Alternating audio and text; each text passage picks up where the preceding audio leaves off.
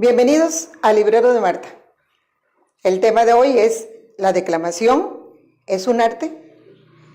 He asistido a muchos concursos de declamación y déjenme decirles que una de las cosas que siempre he recomendado tanto a alumnos como padres de familia y maestros es siempre cuidar que cuando tengan un poema en la mano, que vayan a declamar, los alumnos busquen verdaderamente, primero que nada, quién es el autor, por qué lo hizo en un momento dado, de qué se trata el poema, ir buscando palabras que no se conocen del poema, pero bueno, todo este tipo de cosas son tips que va a un momento dado vamos dando.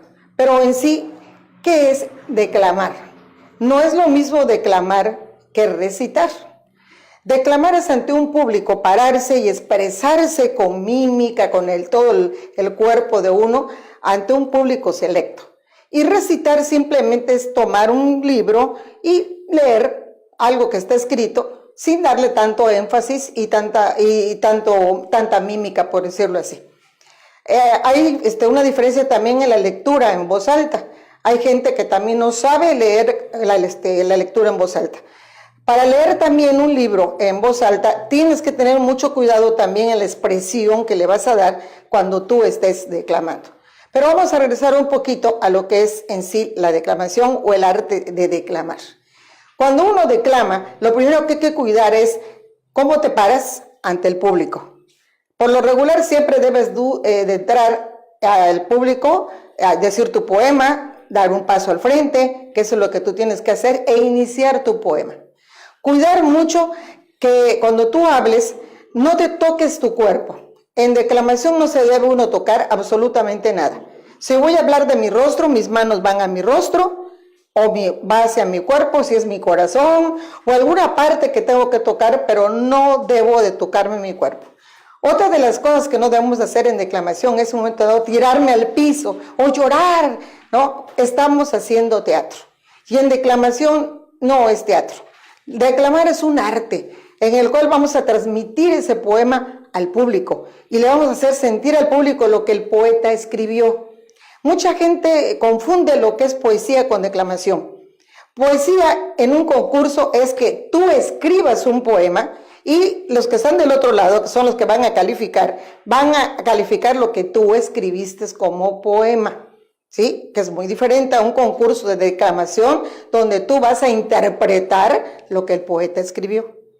El poeta escribe y el declamador lo transmite al público. Cuando al público le llega el poema y verdaderamente, como dicen allá, sientes que a la piel se te enchina, el poema llegó a la persona. Porque hay que utilizar mucho la expresión no verbal cuando uno declama, que eso es lo que a veces no se cuida mucho en la expresión verbal. Otro detalle que tenemos en declamación que hay que cuidar, cuando estamos leyendo un poema, siempre que vaya párrafo por párrafo, ir creando imágenes. Otro tip, cuando tú leas el poema y hay comas, tienes que hacer una pequeña pausa. Cuando son punto y coma, haces dos pausas. O sea, ¿qué significa hacer una pausa o dos pausas? Es contar mentalmente un tiempo y en el otro, dos tiempos. Y eso lo vamos a ver más adelante. Eso es lo que tiene un momento dado la declamación. Cuidar mucho todo eso. ¿Qué se califica en un concurso de declamación? La dicción. ¿Cómo lo digo? ¿Sí? La mímica. ¿Cómo me expreso? Hay gente que van y sus manos las mueven como si fueran papalotas, como dicen por ahí en el aire. Pero no es así. Las manos se deben de mover en forma natural, de acuerdo al tema, de acuerdo a lo que estemos nosotros en un momento dado diciendo o declamando. Por lo tanto, yo traigo aquí un poema, voy a hacerlo en lectura en voz alta, que es un poema precioso. Y yo siempre he recomendado mucho a las personas que cuando van a leer o a darle un poema a un alumno, que busquen que sea de acuerdo a su edad. En el caso de este poema, que es un poema que yo me lo sé de memoria, pero se los quiero leer en voz alta, que siempre tienen que cuidar la forma como tienen que abrir el libro, y si no tienen atril, que es donde se debe de poner el libro, pues utilizarlo del lado izquierdo y ponernos a leer de la siguiente forma. En paz, de Amado Nervo.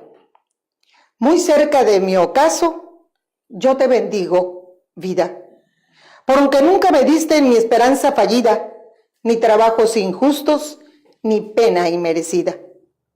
Porque veo al final de mi rudo camino que yo fui el arquitecto de mi propio destino, que si extraje las mieles o la hiel de las cosas, fue porque en ellas puse miel o hieles sabrosas. Cuando planté rosales, coseché siempre rosas. Cierto, a mis lozanías ha de seguir el invierno, mas tú no me dijiste que mayo fuese eterno. Hallé sin duda largas las noches de mis penas, mas no me prometiste tú solo noches buenas. Y en cambio, tuve algunas santamente serenas. Amé, fui amado, el sol acarició mi faz. Vida, nada me debes. Vida, estamos en paz.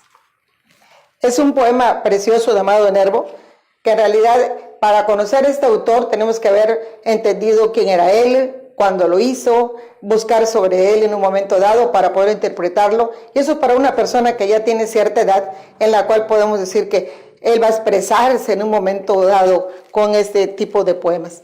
Hay otro poema muy bonito que es de Pablo Neruda, que tiene 20 poemas de amor y una canción desesperada. Y en sus 20 poemas de amor, que es el poema 20, que es un poema que es muy conocido por todo el mundo, es un poema que en realidad cuando él escribe, él está un poco triste y él en ese poema empieza a expresar qué es lo que él siente. Y él dice así de esta manera: puedo escribir los versos más tristes esta noche. Escribir, por ejemplo, la noche está estrellada y tiritan azules los astros a lo lejos. El viento de la noche gira en el cielo y canta. Puedo escribir los versos más tristes esta noche. Yo la quise y a veces ella también me quiso. En las noches como esta, la tuve entre mis brazos. La besé tantas veces bajo el cielo infinito. Ella me quiso. A veces yo también la quería. ¿Cómo no haber amado sus grandes ojos fijos? Puedo escribir los versos más tristes esta noche. Pensar que no la tengo. Sentir que la he perdido. Oír la noche inmensa, más inmensa sin ella. Y el verso cae al alma como el pasto al rocío. ¿Qué importa que mi amor no pudiera guardarla? La noche está estrellada y ella no está conmigo. Eso es todo. A lo lejos alguien canta. A lo lejos. Mi alma no se contenta con haberla perdido. Como para acercarla, mi mirada la busca. Mi corazón la busca. Y ella no está conmigo. La misma noche que hace blanquear los mismos árboles. Nosotros, los de entonces, ya no somos los mismos. Ya no la quiero, es cierto, pero cuánto la quise. Mi voz buscaba el viento para tocar su oído. De otro, será de otro, como antes de mis besos. Su voz, su cuerpo claro, sus ojos infinitos. Ya no la quiero, es cierto, pero tal vez la quiero. Es tan corto el amor y es tan largo el olvido, porque en noches como esta la tuve entre mis brazos. Mi alma no se contenta con haberla perdido, aunque este sea el último dolor que ella me causa y estos sean los últimos versos que yo le escribo. Poema precioso de Pablo Neruda. Son 20 poemas que están integrados aquí y una canción desesperada, que es otro poema también de él. Un autor que la verdad que a mí me encanta mucho. Esto es lo que es lectura de poesía en un momento dado. Ya les dijo, no es lo mismo declamar, recitar, que en un momento leer en voz alta. Hasta para leer en voz alta hay que darle la entonación de vida. Ya les dije por las comas, que es un tiempo, el punto y coma, que son 2 tiempos. Cuidar siempre con sus alumnos en un momento dado, o ustedes cuando lean poesía, crearse imágenes cuando ustedes declamen.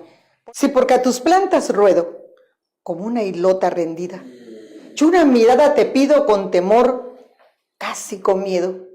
Si porque ante ti me quedo estática de emoción, piensas que mi corazón se va a mi pecho a romper y que por siempre de ser esclava de tu pasión, te equivocas. Te equivocas fresco y fragante capullo. Yo quebrantaré tu orgullo como el minero a las rocas. Si a la lucha me provocas, dispuesta estoy a luchar. Tú eres espuma y yo mar, y en mis cóleras confío. Me haces llorar, pero un día yo también te haré llorar. Y entonces, cuando rendido, perdón pidiendo a mis pies, como mi cólera es infinita en sus excesos, ¿sabes tú lo que haría en esos momentos de indignación? Arrancarte el corazón para comérmelo a besos. Hay un poema también que es de Francisco Zelada, que a mí siempre me ha gustado mucho. Se llama La caída de las hojas. Es un poema que te habla de una persona que fallece. Y ese poema, que es un poco largo, simple y sencillamente voy a leer nada más de entrada para que ustedes escuchen un pedacito de la lectura de La caída de las hojas, que es un poema precioso. Y dice así. Recuerden que lo leo porque hay puntos suspensivos, porque aquí en los puntos suspensivos también hacemos tiempos, son tiempos que se marcan, hay comas también, que es un tiempo, ¿se acuerdan? Así que vamos a ir de acuerdo a lo que les fui indicando. Cayó como una rosa en mal revuelto. Y desde entonces a llevar no he vuelto a su sepulcro lágrimas ni amores. Es que el ingrato corazón olvida, cuando están los deleites de la vida, que los sepulcros necesitan flores. Esta es una primera parte de lo que es La caída de las flores, que es en realidad un poema un poco largo sobre este señor. En este otro libro de 100 poesías de amor está un poema que también a mí me encanta, es pequeño, precioso, creo que no se lo han oído, que se llama Bodas Negras. En lo particular es un poema pequeño de Carlos Borges. A mí me encanta, pero les repito, todos los poemas deben ir de acuerdo a la edad de la persona que va a declamar. Oye la historia que contóme un día el viejo enterrador de la comarca. Era un amante que por suerte impía, su dulce bien le arrebató la parca. Todas las noches iba al cementerio a visitar la tumba de la hermosa. La gente murmuraba con misterio: es un muerto escapado de la fosa. En una noche horrenda hizo pedazos el mármol de la tumba abandonada. Cavó la tierra y se llevó en sus brazos el rígido esqueleto de su amada. Y allá, en su triste habitación sombría, de un cirio fúnebre a la llama incierta, sentó a su lado la osamenta fría y celebró sus bodas con la muerta. La horrible boca la cubrió de besos, el yerto cráneo coronó de flores, ató con cinta sus desnudos huesos y le contó sonriendo sus amores. Llevó a la novia al tálamo mullido, se acostó junto a ella enamorado y para siempre se quedó dormido al esqueleto rígido abrazado. Un poema muy bonito, precioso, que te habla exactamente de unas bodas negras. ¿Por qué le puso el autor bodas negras? Porque ¿quién va a buscar un esqueleto a un cementerio y lo va a sacar para ir y celebrar unas bodas que pudieron haberlo hecho en vida? Pero el autor aquí en vida no pudo casarse con la dama. Y lógicamente lo que hizo fue desenterrarla en su momento, celebrar sus bodas y morir con ella. Aquí me da a entender que él ya tenía cierta edad. No quiere decir que estaba jovencito como que se había suicidado con ella. Se conoce que él ya estaba también ya grande, porque para sacar un esqueleto es que porque ya pasó muchos años y la pudo haber sacado de su sepulcro y llevarla y celebrar exactamente las bodas con ella. Esto es en sí la declamación. La declamación es un arte. Es lo que les decíamos hace rato. No es lo mismo. Mucha gente declama, pero no siente en sí la declamación. La declamación hay que vivirla, hay que sentirla. Y la mímica, que es otra de las cosas que se califican en un concurso, debe ir de acuerdo al poema. Y lo mismo que es la dicción, lo mismo que es la forma como yo me paro, que se me olvidó comentarles que uno se debe de parar como el rey en la pieza del ajedrez. Si yo me canso, me voy a mover hacia un lado sutilmente, como se mueve el rey en la pieza del ajedrez, o tal vez hacia el otro lado despacito. Y si estoy cansado porque mi poema es muy largo, me puedo ir hacia adelante sutilmente, sigo declamando, o bien me regreso nuevamente hacia atrás. Pero nunca hagan el bailoteo, porque eso no se hace en declamación. En declamación yo no puedo correr, yo no puedo tirarme al piso, no puedo tocarme el cuerpo porque está penalizado. O sea, ¿por quién? Por los jueces. No se puede hacer en declamación. En la declamación se vive, la declamación verdaderamente se disfruta ante la gente. Los gestos. Una de las cosas que manejamos ahí sí en los gestos es la expresión que tenemos cuando declamamos.